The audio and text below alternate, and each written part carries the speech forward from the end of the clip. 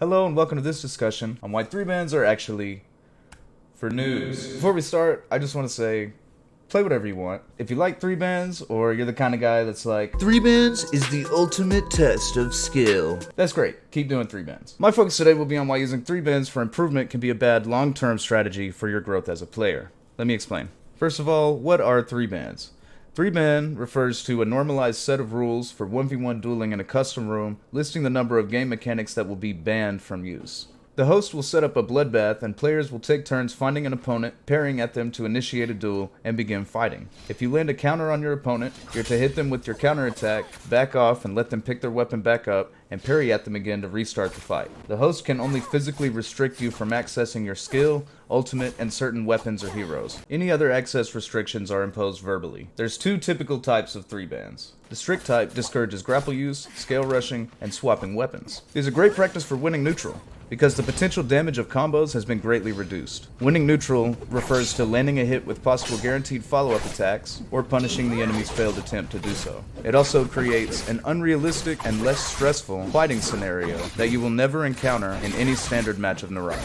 It allows you to make mistakes, as you have to lose neutral multiple times to die, as opposed to dying in a single grapple combo. And the more relaxed type, which allows grapple combos, scale rushing, and weapon swapping. This is a great way to practice combos, as they can't be interrupted by an enemy's skill. So once you have someone in a true combo, there's nothing they can do about it. You're also able to practice melee spacing in an unrealistic way, since your enemy can't shoot you. I always ask the host if they're okay with grapples, because not everyone is. This all sounds great, so what's wrong with 3-bans? The problem with 3-bans is that they're bad practice. It presents a simplified version of Naraka combat, barring many of the essential tools the best players utilize to win every fight. In my opinion, 3-bans are only good practice for new players who are specifically trying to focus on winning neutral. But it creates bad habits in the process, and I don't think too much time should be spent in 3-bans if you're using them for improvement practice. The solution? 1-bans with no parry reset. The 1-ban being your ultimate ability. Doing 1v1s with everything outside of ultimate provides the best platform for combat improvement on fight control, spacing,